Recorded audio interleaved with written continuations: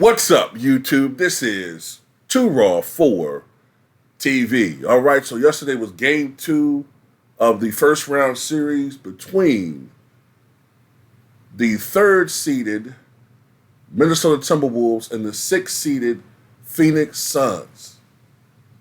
And this particular game, the Timberwolves got off to a strong start at the beginning of this contest. I think I can't remember the exact score, but they were up by almost a double-digit margin within a couple of minutes of the ball game. Well, then they caught ice.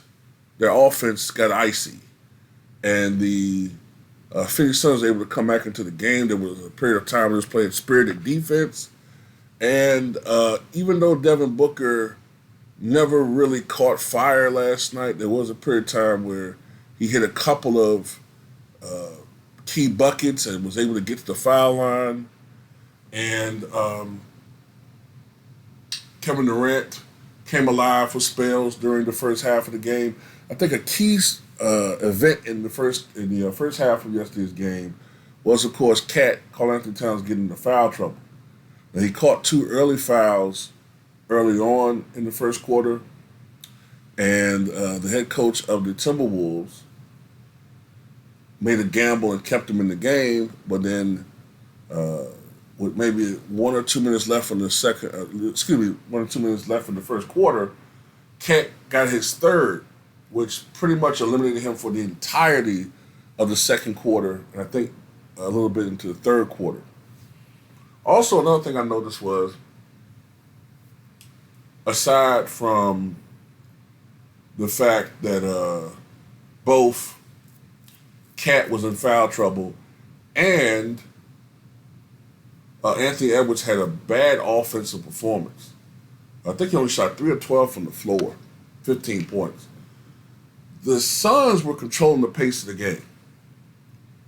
So they played very, very well in the first half, but you had to be feeling pretty good if you're the Timberwolves, because despite Cat being in foul trouble, despite the Suns controlling the pace of the game, despite Anthony Edwards, Ant-Man, having a horrible first half offensively, the team was only down, 1 or 2 points at halftime? 51-50, 52-50, something like that. So, you were in a good position still.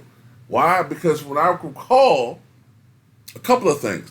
Number one, the Phoenix Suns still kept missing a lot of easy shots, wide open shots. And secondly, Rudy Gobert is playing some spirited basketball in this series, man. He's rim running. He's active. He's not just standing around on offense. He's like I said, he's going to the basket.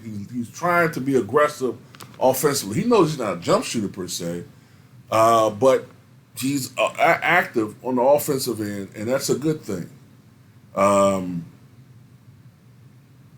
And, of course, he's playing, his usual defensive intensity on the other end.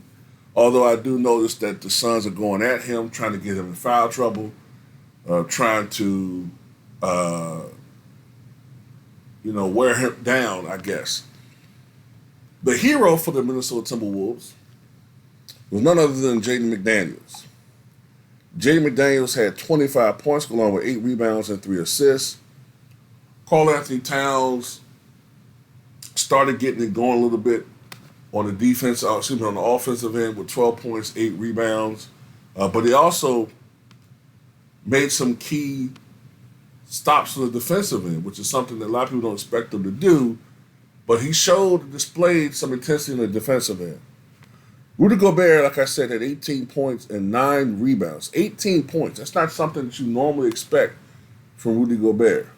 So he did a good job trying to give them some offense on the night where they desperately needed some offense from some other source. Anthony Edwards, I said, had only 15 points on 3 of 12 shooting, but he did have 8 assists. Mike Conley was there. Mike Conley was trying to give them some offense. I think 14 of those 18 points came in the first half for Mike Conley. And even Nickeil Alexander-Walker had I think it's what 12, 10 points, 10 points, I believe, for the Timberwolves. So they had one, two, three, four, five, six guys in double figures. For the Phoenix Suns, Kevin Durant with 18 points. You know, Grayson Allen just 3 points. I don't think he shot very well. Booker had 20 points but didn't shoot particularly well. Matter of fact, let me see something.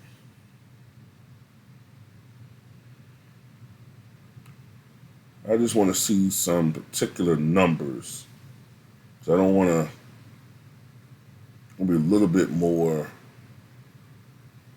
descriptive in certain things. Anyhow, the Timberwolves now are up 2-0 with a 105-93 victory. The scene shifts to Phoenix, but you get the impression that Phoenix could lose at Phoenix very easily. Kevin Durant only took 15 shots and 0 for 2 from downtown.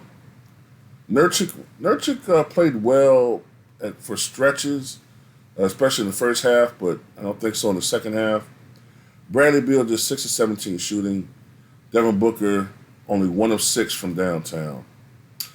So as a team, the Suns made 8 out of 22 three-pointers. The Timberwolves 9 for 32, so neither team got it going as far as shooting from outside. As far as rebounding is concerned, the Suns actually had a slight edge in rebounding.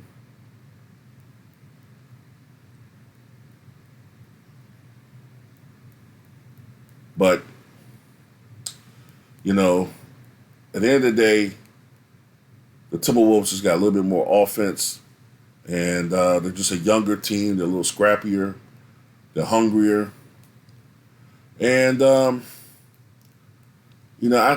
could easily see the Suns losing this series in 5. I'm going to say in 5. They're going to lose this series at most 6. I would be shocked if this series goes 7, and I'd be absolutely stunned if the Suns come back and win this series. But I think it's over, and I think it should be a lot more criticism aimed at Kevin Durant because here he is having constructed another supposed super team that's failing. Okay? We saw this in Brooklyn. People use Kyrie Irving as a scapegoat, but there's no Kyrie Irving this time. Why is Kevin Durant not taking over these games? We've seen this time and time again now, man, since the Bucks series. Kevin Durant is not taking over these ball games. He's not taking over these contests. Now, you could normally say, hey, well, here's 35 too raw, but okay, but we're seeing Steph Curry still being capable of taking over games. We know LeBron James can still do it for stretches. And yes, KD had the Achilles rupture, but he doesn't seem to be affected by it. So we're not going to do that. We're not going to have KD fans leaning on that injury as the excuse when he shows no real lingering effects from that injury.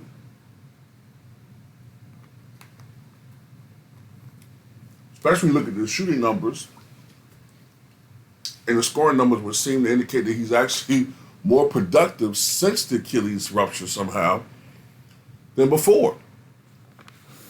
So, I mean, come on, man. Like the Suns and KD, you're 2 games away from elimination, man. I mean, you guys blew it against the Bucks. Everybody said, okay. Kyrie got hurt. His foot was behind the line. It'd be a different story. Mongo Slade, a.k.a. James Harden, did get hurt with the Achilles. Okay, fine. Yet the very next year, to prove it was all a fluke. But then they got swept by the Boston Celtics. Okay, then the next year, you with the Suns. You beat a shorthanded Clippers team. Fine. Then you get annihilated by the Denver Nuggets. Here we are now. Failed to win 50 games again.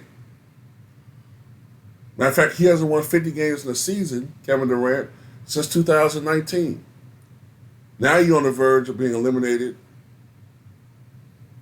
by the Minnesota Timberwolves, a team, a franchise that has only won 2 series in the history of its existence. 2 series over the past 35 plus years. Just 2 series. But anyway, that's all I got to say about it.